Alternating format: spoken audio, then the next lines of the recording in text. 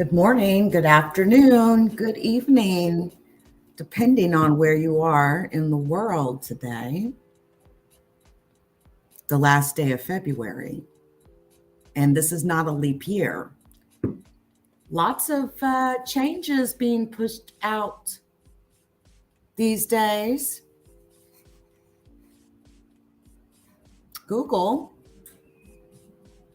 has now decided that they will be following in line with the YouTube platform, which is also owned by Google, in cutting off ad revenue to Russian state media. Very interesting turn of events. There's been a meeting today between Zelensky and Putin. That meeting has ended. Blasts have been heard in Kiev. Hey, Centel, baby, how are you? I hope you're having a fantastic Monday. Good to see you. Centel, I really appreciate you. I just want you to know that. So Google says they will no longer allow Russian state media outlets to run ads. A similar decision was made in regards to YouTube, Russian state media not being allowed to monetize their videos on YouTube. In the statement that Google released to CNN Business was, quote, in response to the war in Ukraine, we are pausing Google monetization of Russian state-funded media across our platforms. All platforms. We are actively monitoring new developments and will take further steps if necessary. This is the latest blow to Russia-linked media in regards to their big tech allowing their platforms to be monetized due to the invasion of Ukraine. Now, RT is a Russian state-sponsored news program. RT has been producing a lot of content, actually, and they were specifically mentioned in regards to Google saying no more monetization. Again, you do take note of the wording, temporary, for now, pausing. So it's not like promising a long-term, it doesn't appear this would be like something they're not saying, hey, this is going to be for the rest of eternity. They're just saying right now. The goal from what I can see is they're trying to cripple Russia financially. The ruble, which is Russia's dollar, has dropped in value. But again, I think that the Russians have learned how to survive, if not even thrive, with heavy sanctions on them. I really do believe that.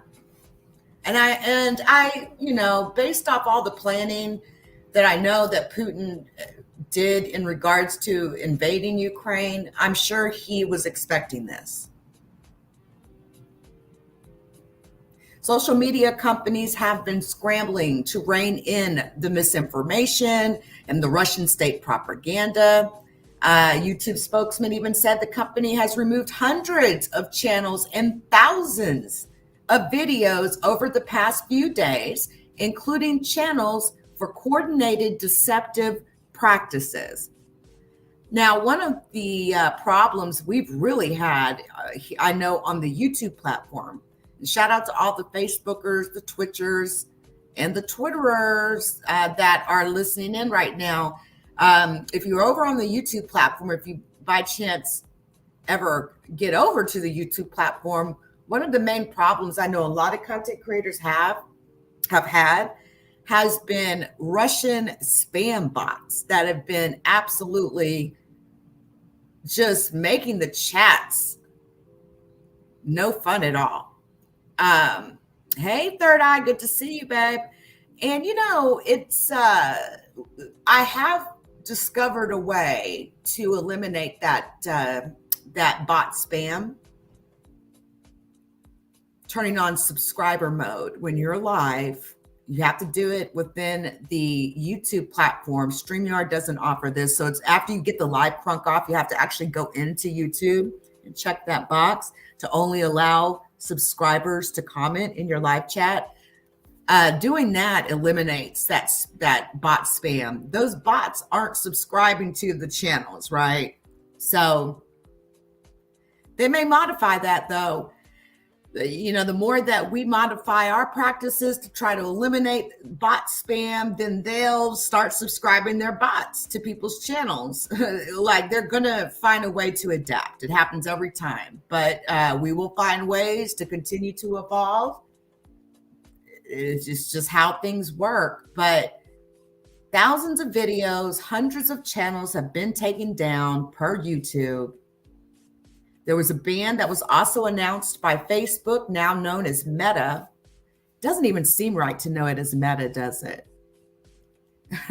But when you look at all the information that Facebook has been gathering on people over the years, if you've ever had like a Facebook business account, and if you've ever did like developer activities, and I have definitely ventured off into the dev world, the amount of data that you have access to is absolutely amazing.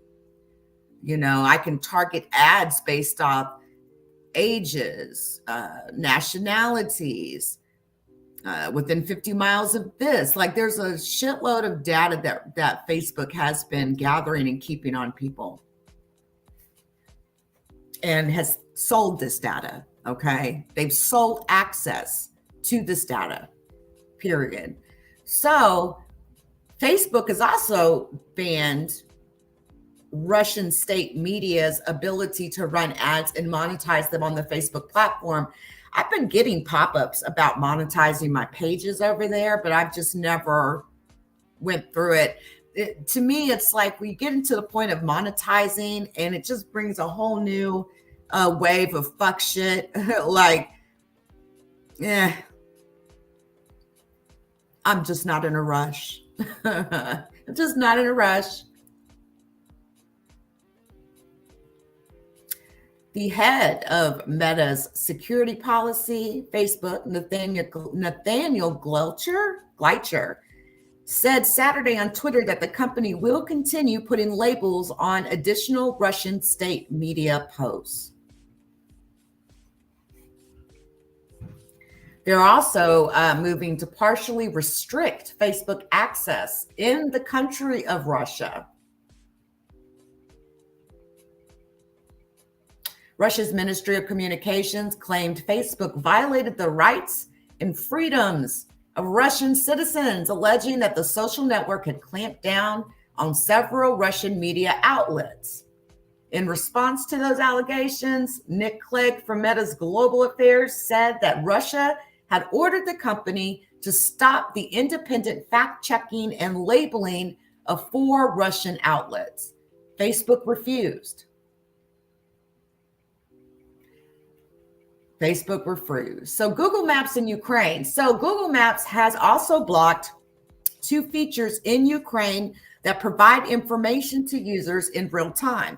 I also seen that Facebook was giving Ukrainians the ability and the option to private their profiles for safety reasons.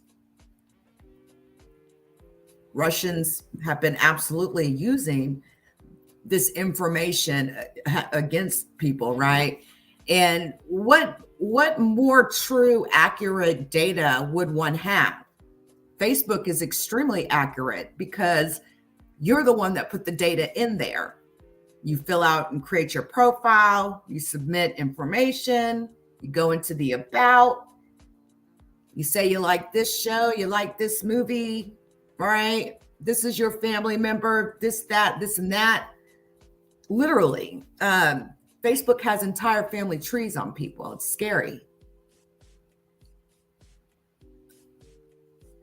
But Google Maps has blocked two features in Ukraine, okay, that provide information to users in real time. They made this change in an effort to help keep Ukrainians safe and after consulting with local officials. Now, the disabled features include the company's live traffic overlay, a feature some researchers have used to monitor the conflict from afar, as well as live busyness, a feature that displays how popular a location may be at a given time.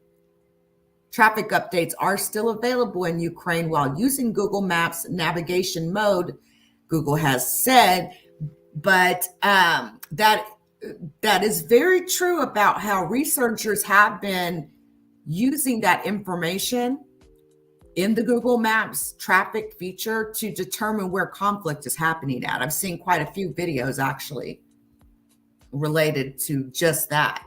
So, interesting turn of technical events. Now, let's talk about the market.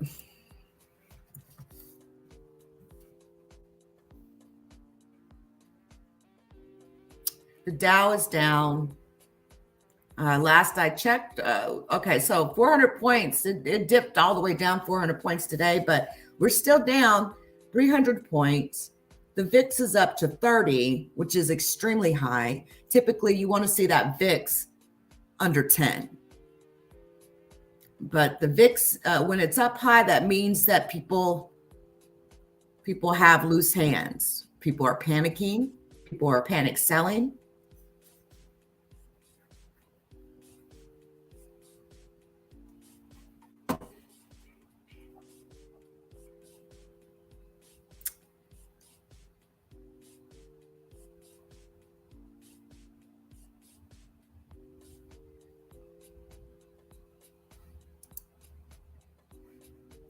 So the Russian ruble, I was just mentioning this a minute ago, has now plunged nearly 30% against the dollar. So the ruble's trading as low as 119 per dollar as offshore trading started, from nearly 84 per dollar the previous day. So meaning you'd have to have 119 rubles per $1 US.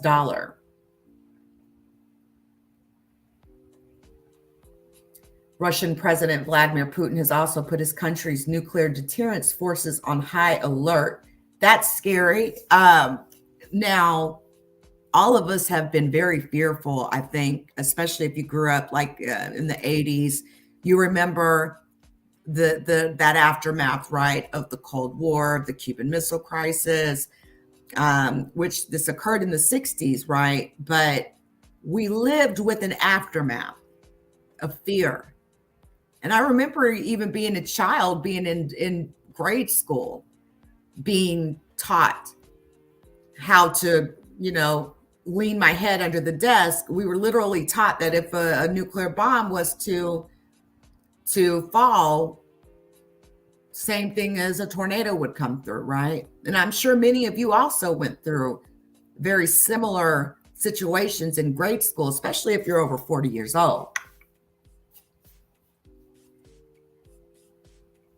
But I'll be honest, the one thing that sort of makes me fearful is the fact that Putin is becoming an old man. He's been ruling Russia for over 20 years, okay? Would he drop a nuclear bomb?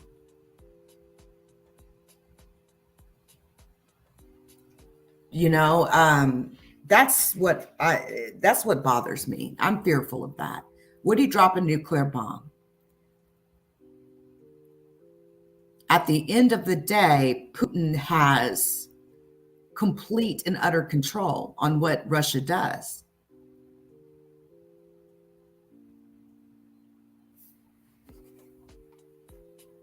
So, the Russian ruble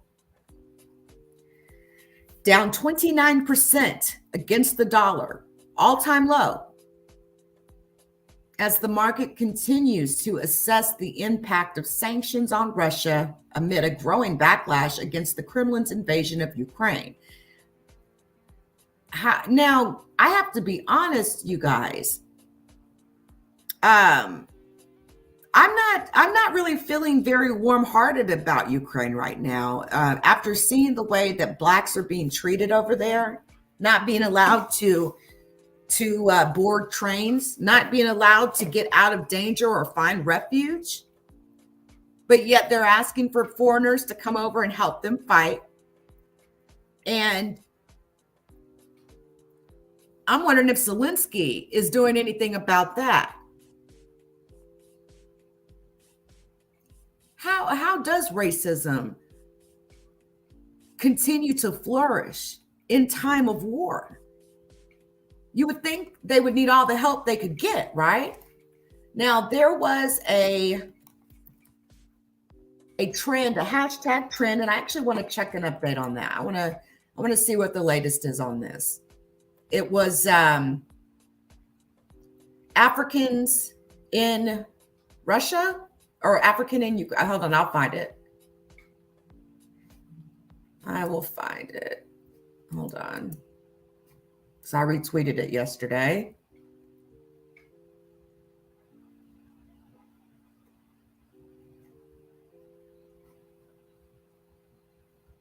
And you know what I found interesting? I did not see mainstream media even talking about this.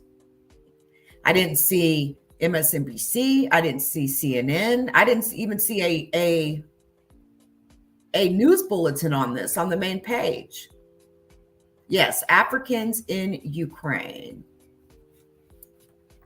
Let me just search this hashtag and see what is going on as of today.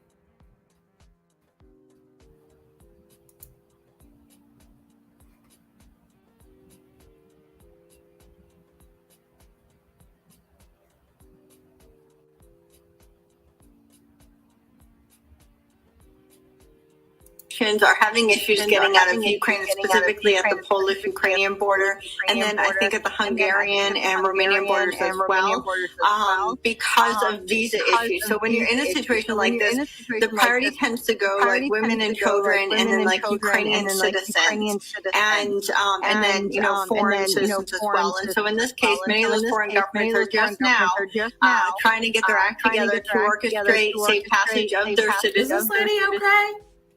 Is she okay? Has nothing to do with what's going on. There is clear racism happening.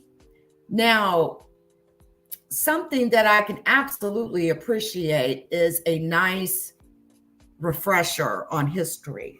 And as I was sitting watching Willie D last night, right? He was mentioning how Ukraine is like the center of racism, right? Hold on just a sec. I'm going to do a little bit more history research on that. I had no idea. I mean, Germany, sure, right? That area back, but well, I take that back. I do recall there being like this huge thing back in the 80s with this whole Aryan nation nonsense that was prevalent in Ukraine. But hey, we all need nice history refreshers from time to time, right?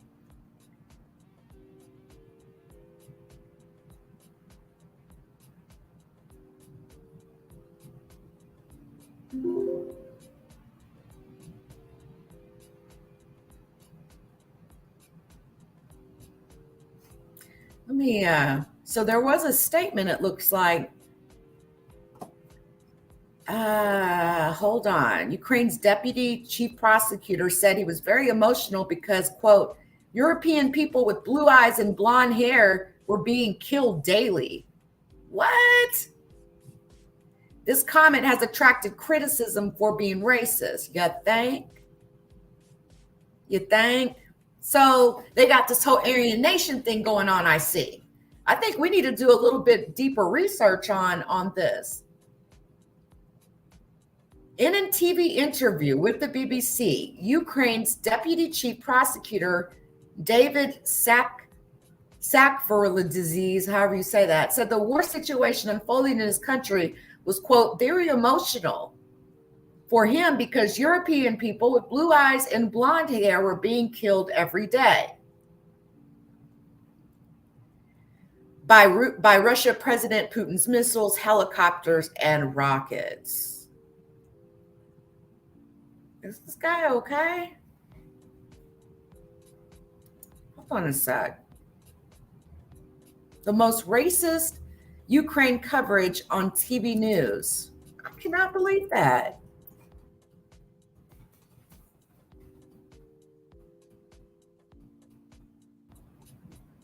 I'm telling you, that right there is going to turn a whole bunch of people off. I mean, it sort of makes me not even want to cover this anymore. I'm sorry. It's really emotional for me because I see European people with blue eyes and blonde hair being killed, children being killed every day with Putin's missiles. And his helicopters and his rockets. Of course, I understand and respect the emotion. I BTK Killer. What's up with it, BTK Killer? Good to see you. You know, I was over there on your page. I don't know. It's been a minute. I was laughing my ass off. You know, I get to getting over there on your page, and before I know it, I've been there for 3 hours. But it's good to see you, BTK Killer. Lighting there is this tension between longer term and his rockets. And so, of course, because I see, I'm sorry, it's really emotional for me because I see European people with blue eyes and blonde hair being killed, children being killed every day with Putin's missiles and his helicopters and his rockets. And so, of course, I understand and respect the emotion. What you are outlining there is this tension between longer term efforts to apply pressure to Vladimir Putin, such as financial sanctions, and the very immediate military threat which you're experiencing. What the fuck? What the hell's going on there?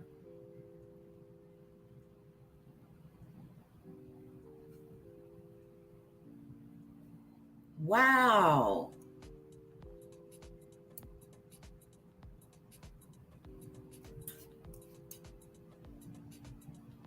Wow. Wow. Wow. I'm sorry. It's really emotional for me because I see European people with blue eyes and blonde hair being killed, children being killed every day with Putin's missiles. Why would he say that? Why would he say that? Seriously. Why would he say that?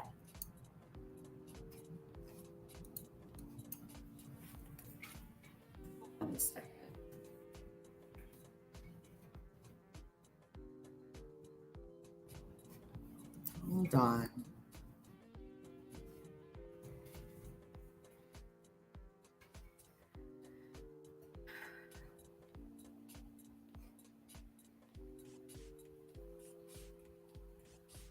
Let's take a look here.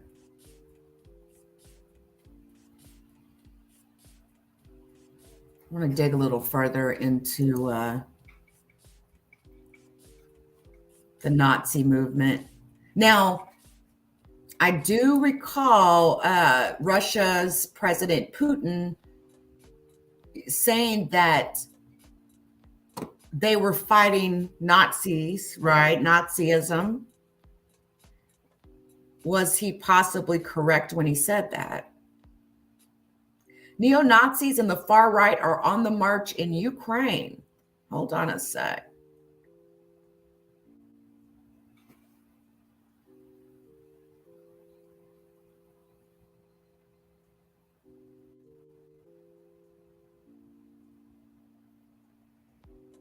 In Ukraine, there's been increasing reports of far-right violence, ultra-nationalism, erosion of basic freedoms, giving to the lie of the West's initial euphoria. There are neo-Nazi programs against the Roma, gypsies, rampant attacks on feminist and LGBT groups, book bans, and state-sponsored glorification of Nazi collaborators. These stories of Ukraine's dark nationalism are not coming out of Moscow. They're being filed by Western media, including US-funded Radio Free Europe, RFE, Jewish organizations such as the World Jewish Congress and the Simon Wiesenthal Center, and watchdogs like Amnesty International, Human Rights Watch, and Freedom House, which issued a joint report warning that Kiev is losing the monopoly on the use of force in the country as far-right gangs operate with impunity.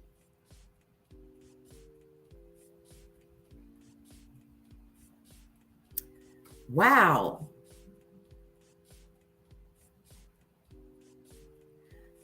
Ukraine is the world's only nation to have a neo-Nazi formation in its armed forces. The Azov Battalion was initially formed out of the neo-Nazi gang Patriots of Ukraine.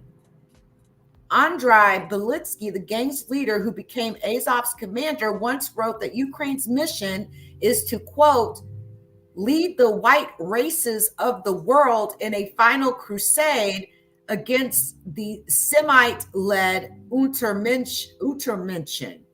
Beletsky is now a deputy in Ukraine's parliament. Oh, wow.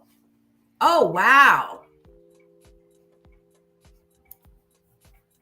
Oh, wow.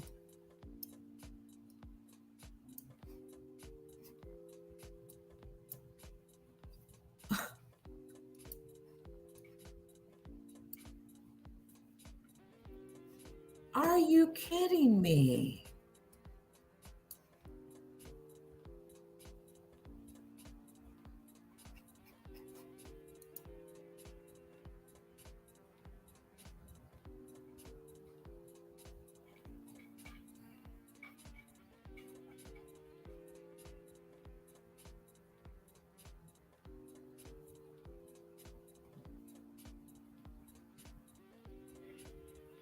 Look at that bullshit. Look at this shit here. Look at that.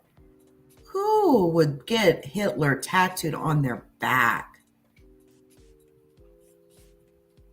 Disgusting. Fat and nasty. It's racist, racist, racist.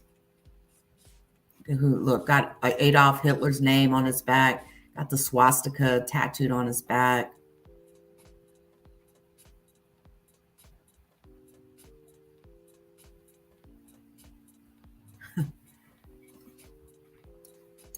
Hold on, let me look. So we've got known Nazis that are in parliament, in government in Ukraine.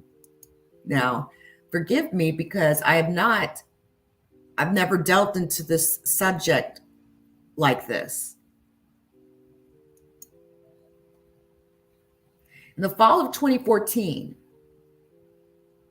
Azov, who is accused of human rights abuses, including torture, officially denied any neo-Nazi connections. Azov's nature has been confirmed, though, by multiple Western outlets. He's openly neo-Nazi. The Daily Beast, The Telegraph, and Hearts documented group members' proclivity for swastikas, salutes, and other Nazi symbols, and individual fighters have also acknowledged being neo-Nazis. In January of 2018, Azov rolled out its national Druzhina Street Patrol Unit, whose members swore personal fealty to Beletsky and pledged to restore the Ukrainian order to the streets. The Druzhina quickly distinguished itself by carrying out programs against the Roma, against LGBT organizations, and stormed a municipal council. Earlier this year, Kiev announced the neo-Nazi unit will be monitoring polls in next month's presidential election. In 2017, Congressman Ro Khanna led the effort to ban Azov from receiving U.S. arms and training. But the damage had been done. The research group Bellingcat proved that Azov had already received access to American grenade launchers, while a Daily Beast investigation showed that U.S. trainers are unable to prevent aid from reaching white supremacists. And Azov itself had proudly posted a video of the unit welcoming NATO representatives. Azov isn't the only far-right formation to get Western affirmation. In December of 2014, Amnesty International accused the Dnipro 1 battalion of potential war crimes, including the use of starvation against civilians as a method of warfare. 6 months later, Senator John McCain visited and praised the battalion. Particularly concerning is Azov's campaign to transform Ukraine into a hub for transnational white supremacy. The unit has recruited neo-Nazis from Germany, the UK, Brazil, Sweden, and America. Last October, the FBI arrested 4 California white supremacists who had allegedly received training from Azov. This is a classic example of blowback U.S. support of radicals abroad ricocheting to hit America. Ukrainian police declare admiration for Nazi collaborators, per the RFE, February 13, 2019. Speaker of the Parliament, Andrei Parubai, co-founded and led 2 neo-Nazi organizations, the Social National Party of Ukraine, later renamed to Svoboda, and Patriot of Ukraine, whose members would eventually form the core of Azov. Although Parubai left the far right in the early 2000s, he has not rejected his past. When asked about it in a 2016 interview, he replied that his, quote, values haven't changed. He released an autobiography that showed him marching with neo-Nazi symbols used by Aryan nations. He regularly meets with Washington think tanks and politicians. His neo-Nazi background is ignored or outright denied. Even more disturbing is the far right's penetration of law enforcement. Shortly after Maidan, the U.S. equipped and trained the newly founded National Police in what was intended to be a hallmark program buttressing Ukrainian democracy.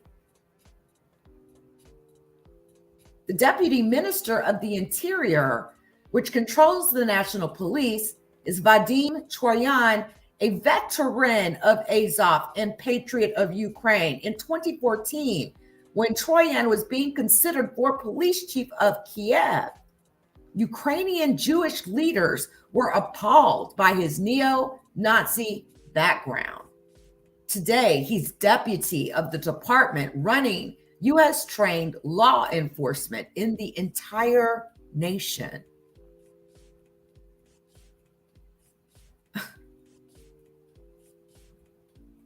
RFE reported on National Police leadership admiring Stefan Bandera, a Nazi collaborator and fascist, whose troops participated in the Holocaust. The fact that Ukraine's police is peppered with far-right supporters explains why neo-Nazis operate with impunity on the streets.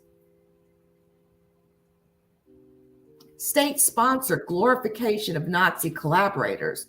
Ukrainian extremists celebrate Ukrainian Nazi SS divisions in the middle of a major Ukrainian city. And this is a photo I'm looking at. It's not just the military and street gangs. Ukraine's far right has successfully hijacked the post-Maidan government to impose an intolerant and ultra-nationalist culture over the land. In 2015, the Ukrainian parliament passed legislation making 2 World War II paramilitaries, the Organization of Ukrainian Nationalists and the Ukrainian Insurgent Army, Heroes of Ukraine, and made it a criminal offense to deny their heroism.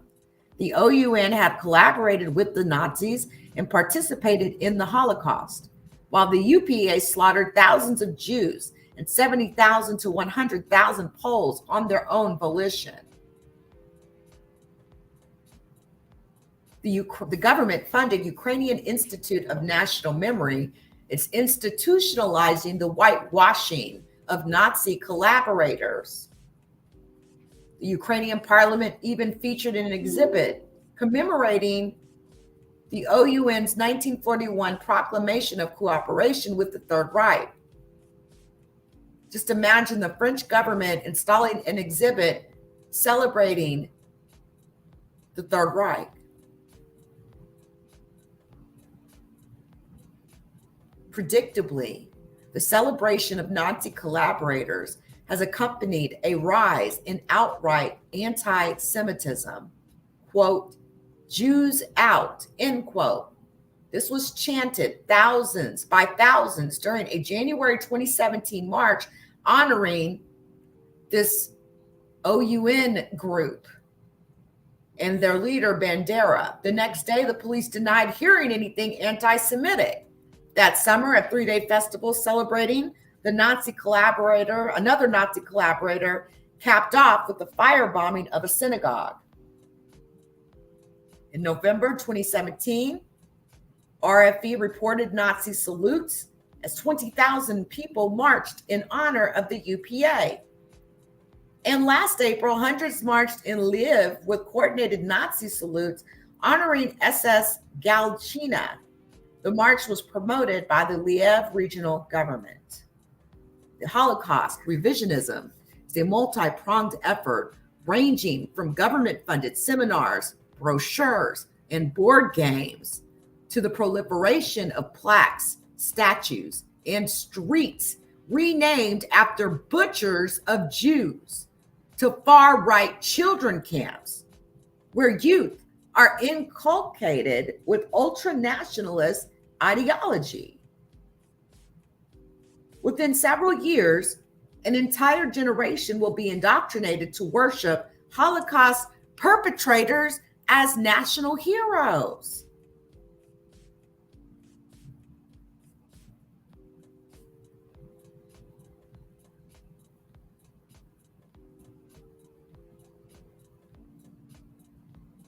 Wow, man.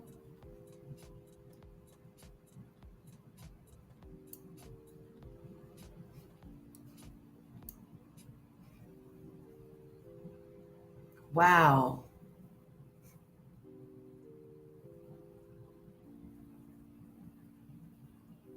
And why should we care about Ukraine? Why should we care about Ukraine? Why should we give a fuck? I had no idea.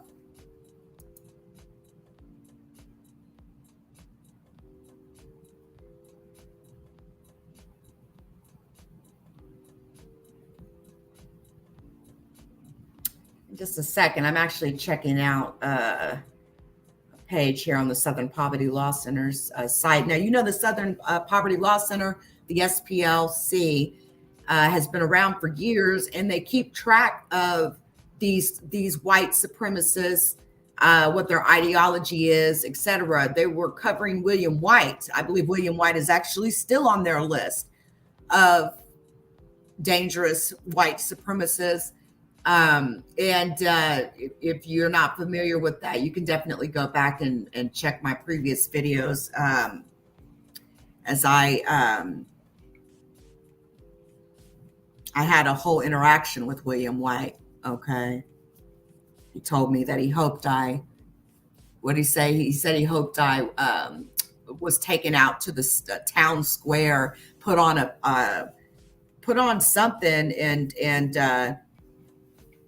it was just not, it was horrible what he said. Dude is completely racist. He's in prison again now. He was, he had ran off. He's practiced widespread discrimination against, he had some tenants in an apartment building in Virginia. There's a whole long story that goes back about William White. He doesn't care for me too much. Not that I give a fuck. Okay. I was able to sort of express my anger on him, I think, in a lot of ways, but dude is sick. He's sick as fuck.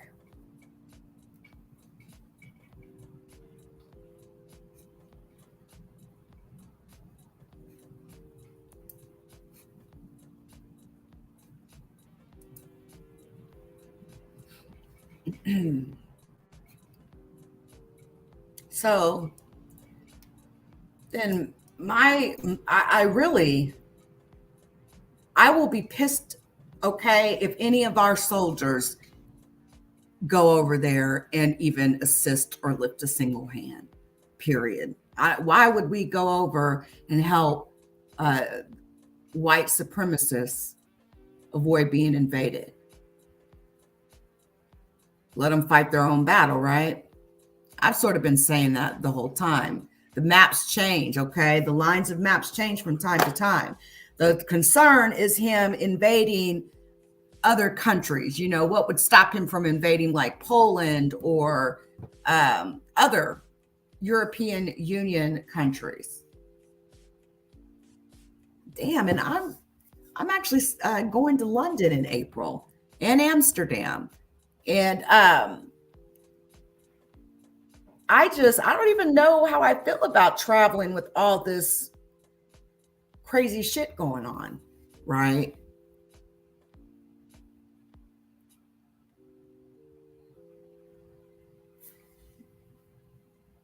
The most infamous neo-Nazi group in Ukraine is the 3,000 strong Azov Battalion, founded in 2014. Prior to creating Azov, its commander, Andrei Beletsky, headed the neo-Nazi group Patriot of Ukraine, members of which went on to form the core of Azov. Beletsky had stated that the mission of Ukraine is to, quote, lead the white races of the world in a final crusade for their survival against the Semite-led Untermenschen. And I may not be saying that word right. Now, this neo-Nazi has been covered by the New York Times, The Guardian, BBC, Telegraph, Reuters, among others. On-the-ground journalists from established Western media outlets have written of witnessing SS runes, swastikas, torchlight marches, and Nazi salutes. Azov was interviewed. Azov soldiers were also interviewed, and they readily acknowledged being neo-Nazis. They filed these reports under ambiguous headlines such as, quote, how many neo-Nazis is the U.S. backing in Ukraine? And volunteer Ukrainian unit includes Nazis.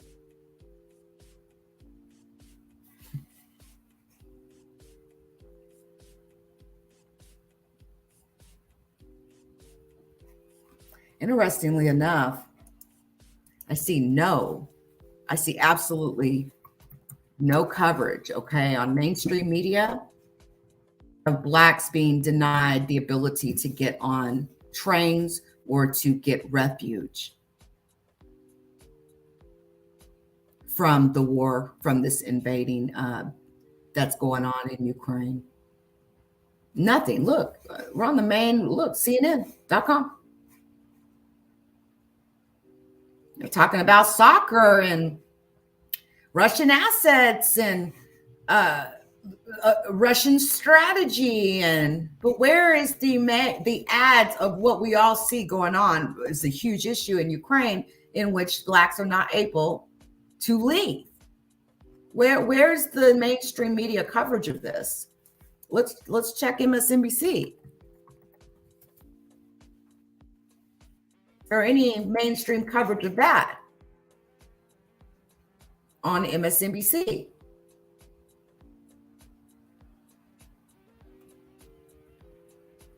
Nothing. There's absolutely nothing. But this was the main trending topic on Twitter, on social media, period. There was over 200,000 tweets. Not a single note about it on mainstream media.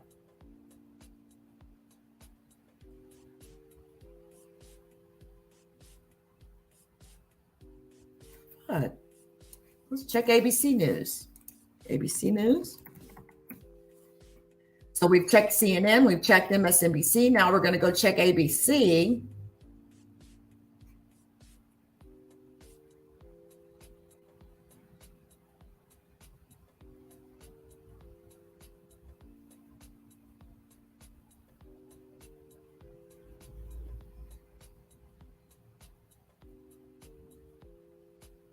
Not a single thing.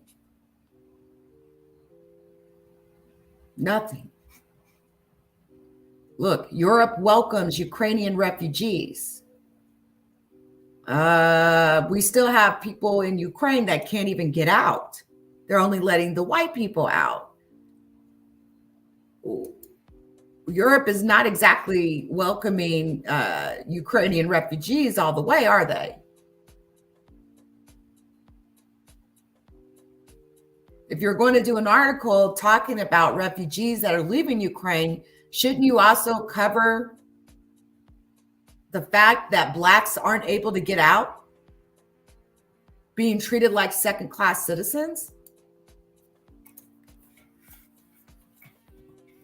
The only way or reason we would even know that's going on is due to social media and due to bloggers bringing it to people's attention.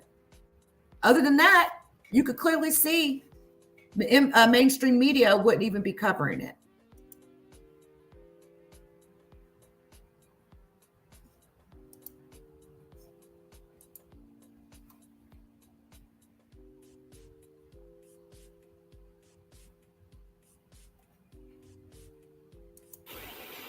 Привет! Я зараз цей телефон кину. Бар. Я зараз скажу, хто я. Привет! Я зараз цей телефон кину. Бар.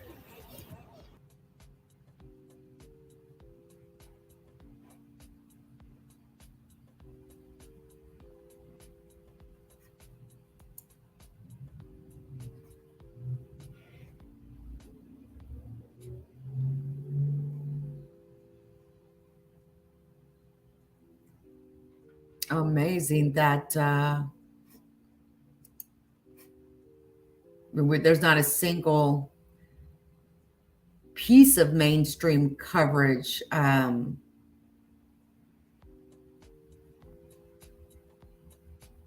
that's covering this. Disgusting. What are they scared it's going to take away support for Ukraine? Is that what they're scared of?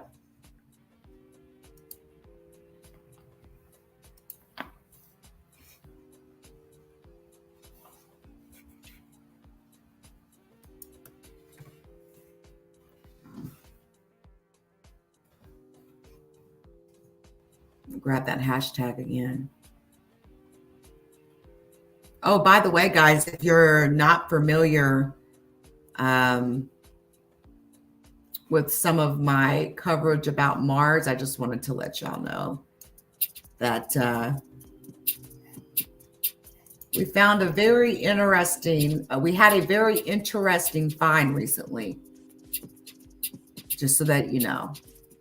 Definitely some form of life on Mars, for sure. Very interesting. Hold on a sec. Trying to grab this hashtag.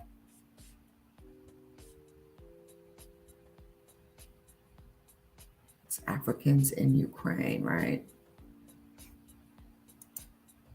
Yeah. I just want to look at the latest, guys, before I get out of here.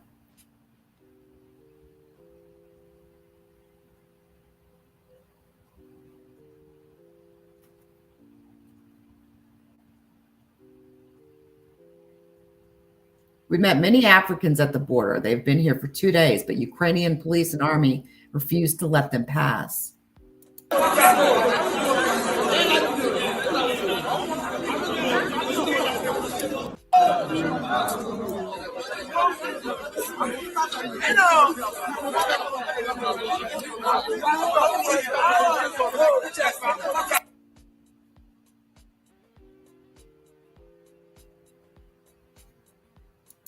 cross Ukraine of the border. We're not given any form of transportation. All the forms of transportation are available right now are prioritizing Ukrainian citizens, which means that it leaves us at a position where we can't even get transportation for ourselves. I'm not saying that the embassy did not do enough. Of course, they're telling us things like when we get to Poland, we will have visa-free entry. But how am I supposed to even get to Poland? What does the visa entry mean to me if I cannot leave the city which I'm in right now? And that is our frustration. It is extremely cold. I can't even begin to imagine. This country gets to degrees of minus 25, even records of minus 30. So we're still within our winter period. We are outside. There's absolutely, like, we're within the basement. There's absolutely no heating systems here. It's minus 2 degrees. We have to put on all the blankets, all the jackets that we have on. And you know that we are also trying to escape. So there's only so much we can carry with us. At the same time, people are just really trying to gather, huddle in groups just so that we can at least be warmer, closer to one another. But it's really just, it's extremely horrible. And about the lights and electricity, yes, we've heard rumors that those could be cut off at any moment. We've also had rumors that, our internet and telecommunication platforms could also be cut out at any moment.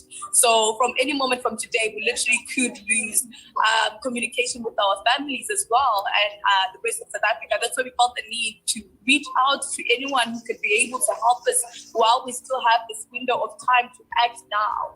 Wow. Africans taking shelter after being left stranded, waiting for safe harbor to asylum. Here is the hashtag if you guys are interested in keeping up with this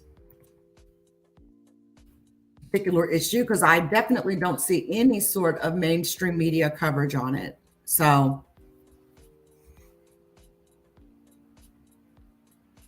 3 degrees outside. These people have kids. There's women and children, actually, men, women, and children.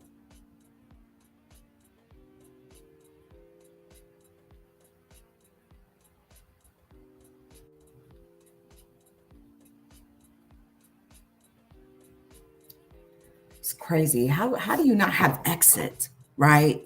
You would think it'd be more difficult to get in to a country, not leaving a country. I'll catch you guys later on the Crimes and Investigations channel. I'll be doing additional updates.